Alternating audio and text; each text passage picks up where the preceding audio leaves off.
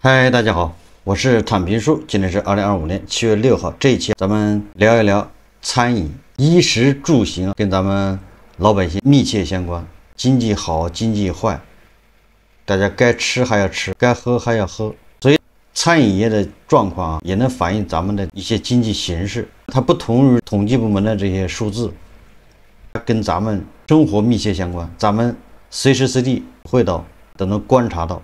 这两天网上也有个热搜，这个是极目新闻发的，但是我看很多媒体都在转发，叫5星级酒店摆地摊日入3万。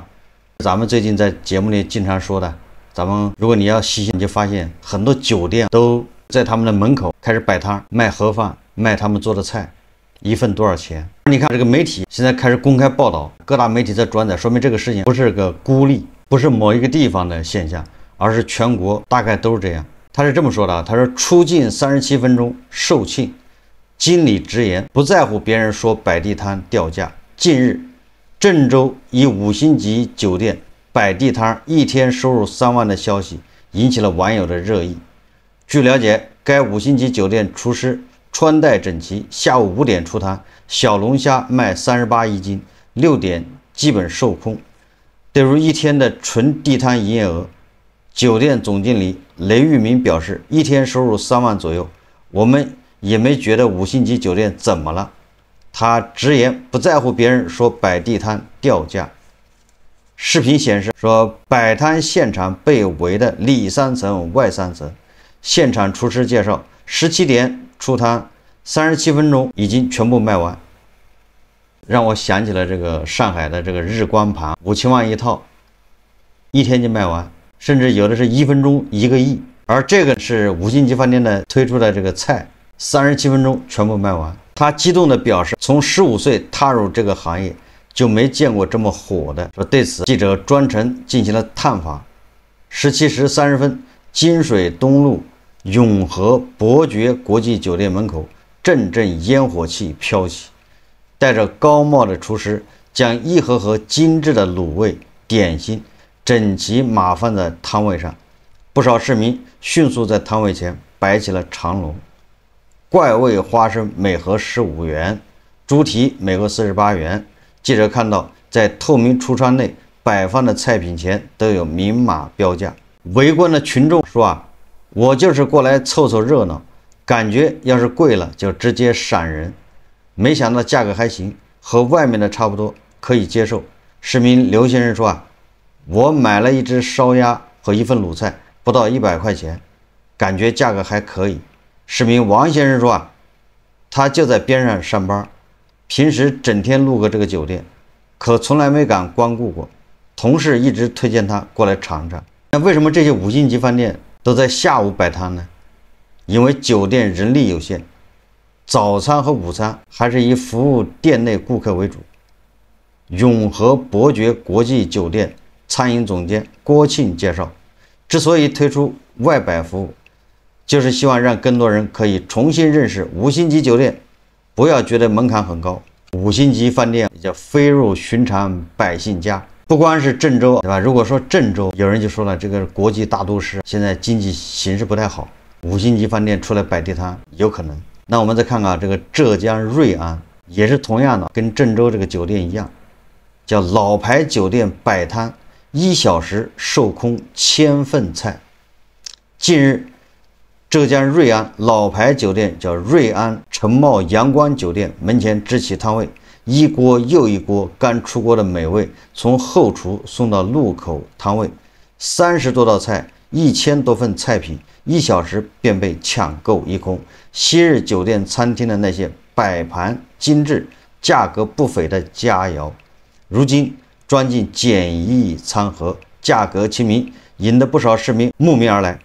从高大上的酒店包间到街头巷尾的烟火气，这场舌尖上的转型，既让市民花小钱享受到高品质，也为酒店传统餐饮业开辟了新出路。大家看视频。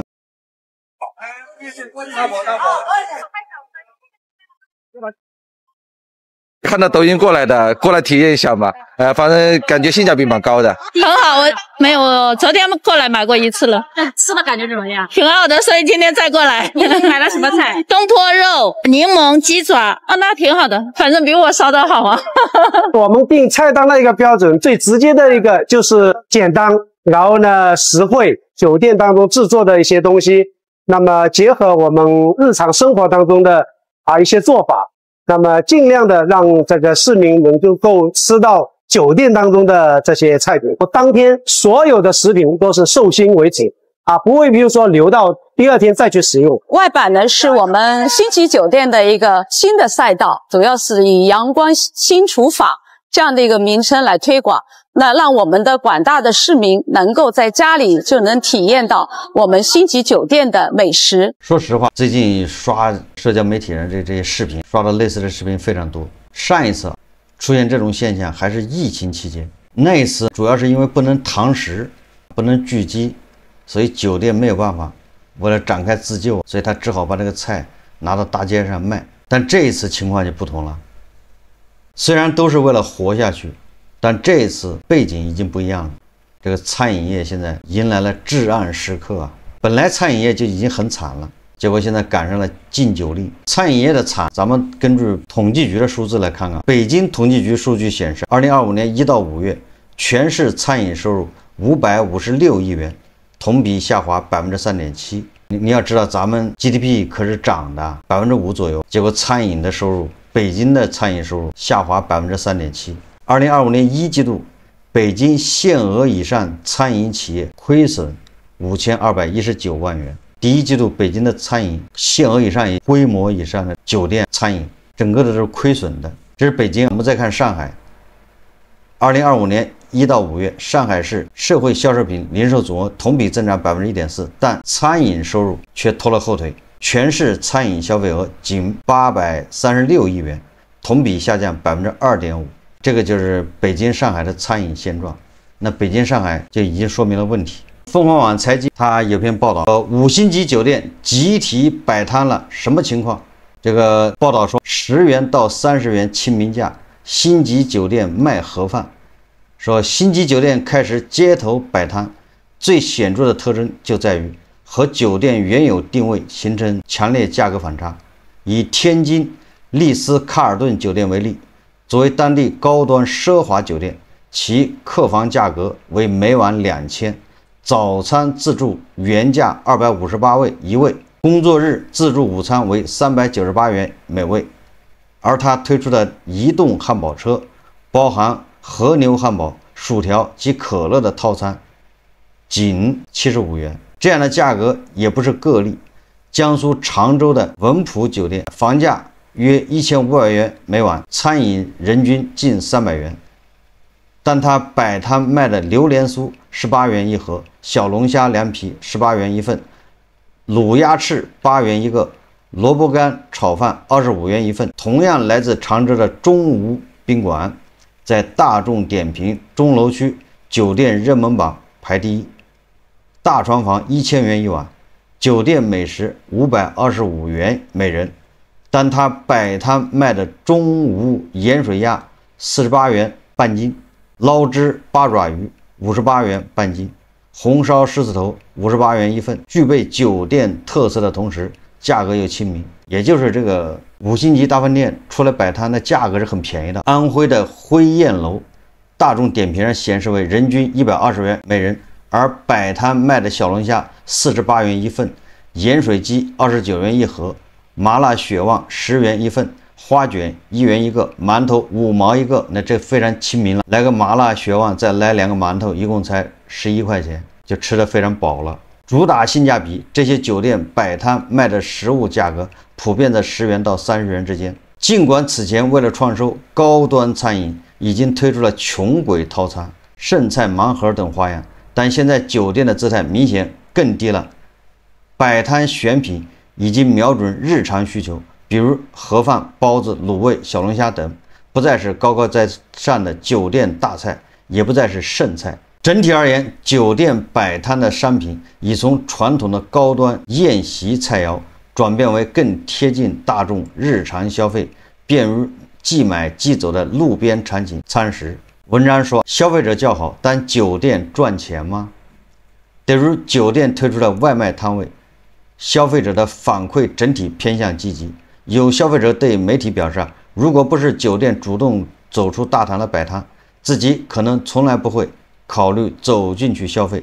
在他心中，传统酒店的餐饮价格高，只适合商务宴请或者和朋友聚餐，不是日常就可以进去的。现在酒店在街头摆摊，反而激发了他对星级主厨手艺的好奇心，愿意尝试购买。像比如普通的街边小摊，餐饮消费者对酒店摆摊表现出了更大的信任感，在酒店实体品牌背书的基础上，卫生条件受认可，不怕吃出问题找不到人。不过也有消费者提出批评意见，认为部分酒店摆摊只是营销噱头，实际购买到的食物分量偏少，性价比不高。大家最关心的还是这种经营模式的实际效益到底怎么样。不同酒店的业绩差异显著。面对媒体探店镜头，有酒店透露摆摊日流水为1-2千元，也有酒店经理表示一天流水可以达到3万元。然而，到底能赚多少钱，是否能够覆盖人力和酒店经营成本，却没有人给出答案。5星级酒店摆摊和路边小店抢生意，很多人视为是降维打击。事实上，更高的人力、更大的房租成本、逃不开的食材成本，酒店如果没有较强的供应链优势，很难实现真正的增收。这种弯腰求生的策略，引发了更深层次的行业忧虑。这个凤凰网财经最后说，他说压力来自禁酒令。在此之前，酒店压力已现。他说，今年5月下旬，力度空前的禁酒新规正式落地。近期酒店行业兴起的集体摆摊现象，常被归因于多地推行的禁酒令。根据红餐网有从业者表示新规出台后，北京有企业单店营业额同比下滑20%。禁酒令或有一定影响，但值得注意的是，酒店经营面临的挑战在今年之前就已显现。行业数据清晰地反映了这一困境。根据麦点研究院统计说，锦江酒店2025年 Q1 收入29亿元，同比下滑8.3%，规模净利润3600万，同比下滑81%。这也上市公司人家公告的。金陵饭店2025年 Q1 收入4.47亿元，同比下滑21%，规模净利润6.45万，同比下滑18%。消费端的变化同样显著。红餐产业研究院2025年餐饮消费大调查显示，说2024年餐饮消费支出增加消费者占比从2023年50%降至31%，而支出减少者则增加了4.8个百分点，反映出消费日趋谨慎。与此同时，说婚宴市场的萎缩进一步加剧了酒店压力。据国家民政部数据显示，2024年全国结婚登记量降至610万对，同比锐减158万对，降幅高达21%。婚宴作为属的高端综合性酒店的重要收入来源之一，随着结婚登记人数连续下滑，也直接冲击酒店的核心收入来源。这个还真是个问题，结婚的人少了，很多高端酒店主要靠婚宴市场，这一块收入锐减，下降一半。再加上商务的，现在还有什么商务啊？有商务谁也不会花这么多钱去高端酒店，大部分企业都叫开源节流。咱们一直说你包括金融行业，对吧？以前金融行业在这块高端餐饮的，这是它的主要客户。现在金融行业都已经在不仅限薪裁员，而且它所有的支出都在进行控制。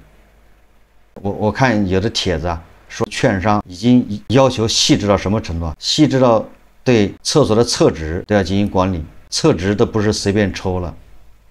有的券商居然建议员工自己自带厕纸，就是节约到这个份上，卡成本卡到这儿。所以你说这些高端酒店它能不倒闭吗？出自救，所以他出来摆摊。这个文章最后说，禁酒令只是为酒店困境添了一把火。这次酒店下凡摆摊，积极的来看，以更亲民的价格和接地气的形式，吸引过往不敢踏入高端酒店的普通消费者，有助于将尝鲜的顾客转化为未来堂食客人。但另一方面，高昂的固定成本使得低价策略难以长期覆盖高端食材，与人工投入增收不增利成为隐忧。如何在不损害品牌核心价值前提下实现有效创收和转型，成为酒店经营者亟待解决的严峻课题。这是要求酒店不仅陷入被动摆摊，更需思考长远策略，比如优化成本结构，开发适应不同场景和客群的产品线。弯腰不难，但弯腰之后，酒店如何重新挺立并找到可持续的新路，考验着整个行业的智慧与韧性。实际上，在我看来，这些5星级酒店出来摆摊，它是一种自救。这个时候，既然是自救，已经顾不上那么多了。有很多媒体、很多分析人士，他没有办法体谅，他也没有办法感同身受，一个企业现金流要断，是什么一个惨状。那在这个时候，一切能够增加他现金流的这个事情，他都要去尝试。对他来说，就像一个落水的人呢，抓住了一根救命稻草一样。对于5星级酒店，他们心里比谁都清楚，你去摆摊根本就不赚钱，怎么可能赚钱？如果摆摊能赚钱，那5星级酒店以前的路都走错了，他就不应该搞什么堂食、搞包间，摆摊多好。实际上，摆摊只是赚个吆喝，也就是去这个闲。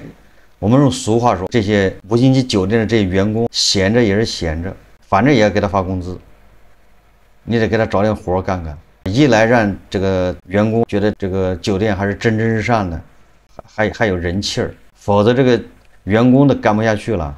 第二个，反正酒店很多成本是固定，比如房租，你干不干，他那租金要付出去，那设备折旧，每天就是那么多钱，这个在财务上他已经给你提掉了。你这个时候炒一盘菜，就是这个厨师他今天不炒菜，你也得给他发工资。他炒一盘尖椒肉丝，你想想，你就可以把它成本算得很小。所以说5星级酒店它为什么推出这种亲民的这种套餐？你应该这么算。作为一个企业经营者，他算账是这么算：如果今天不去摆摊，房租一样没少，这个大厨的工资没少，服务员的工资没少，电费没少。你总不能因为今天不摆摊，所以你5星级酒店那个店都要停掉，空调不开都得开。所以说他要不摆摊，那他今天的成本没有变化。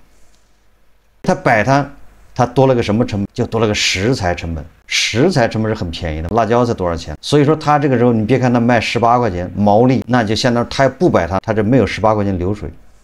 他摆摊这18块钱流水，他可以算出16块钱利润或者15块钱利润，出少量的食材。就可以让这个流水转起来。这第二个，还让员工觉得这个咱们蒸蒸日上，你看人家挺旺，给他们找点事干，要不然他们认为这酒店马上要倒闭了，人心惶惶，总想着找工作，心不在焉。所以说这5星级饭店摆摊，你要这么去算账。但是我们话也说回来，不管你怎么算账，这个它都是一种自救手段，也就是说它解决不了问题。这就像鸡肋一样的，食之无味，弃之可惜。一个5星级大饭店，它通过摆摊一天能卖3万，那么它的净利润恐怕有2万，也就是摆摊这个活动净利润有2万。但这个2万对一个5星级饭店来说杯水车薪。如果它2万的利润对应花费的成本、厨师的投入、饭店的这各种配合，如果把它放在这个包间消费上，那它恐怕能产生4万或者是6万的这个利润。所以说这个5星级饭店摆摊，它是迫不得已，是苟延残喘。但是它的还有一个作用，就是对其他的小店、街边那种夫妻店或者是小的店，又形成一个降维打击，来抢他们的生意，所以这内卷就会加剧。那这些街边的小店，那么小餐馆，它不能坐以待毙，所以它也得降价，它也得提高服务。总体上，这个对消费者来说是好事，但是这个也反映一个趋势，大家现在越来越勒紧裤腰带。对5星级饭店摆摊，现在大家还认可，等到明年你就不打算去买了。今年是尝个鲜。今天我在网上看了一个广州的餐饮一个老板，他说他的经历，大家看视频。各位老板早上好，我是阿杜哥。今天聊一下现在广州的那个就业形势是怎么样的恶劣。因为最近这几天我店里面准备请一个服务员，月薪是4000，我就在这个网上的这个招聘平台就下了招聘的这个一个单子。这个就是我要招聘的那个餐饮服务员，那个工资是4000到5000我这里要求呢也写着，就很简单的一个很基层的一个工作，就只要勤快就行了无需那个工作经验那么我这里可以看到可以看到那么第一天已经有过百人去应聘这个4000块钱的这个工作这个是我意料不及的。跟着第二、第三天有超过200人，其实加起来现在已经是300多号人去应聘这个职位。那么其中也有不少的是大学生这个是你看这个大专生，这个曾经做过牛肉火锅后厨这个大专这个大专现在可以看到那个300多号人请要一个这样的职位。可以看一下，我现在你看一下那个已经超了100个，我都没有回复你看一下这些数据这些大学生，这个还是航空大学那个技术学院出来的电子那个信息工程的可以很多，你看一路拉下去随便你选，其实这个不是一件好事，你看就一个短短的那个我拉都拉不下去了90多号人99加了已经。其实由这个招聘这个启事我也看到现在的广州的就业形势是十分之恶劣，几百号人去抢一个4000块钱的一个服务员的工作这个是以往是从来没想过的，因为其实现在是大家可选的行业并不多，社会可提供的工作的岗位也不多所以他的那个薪金一再下浮。如果是去年的这个时候去请，根本上可能就几个人会应聘这个4000块钱一个月的那个服务员的岗位。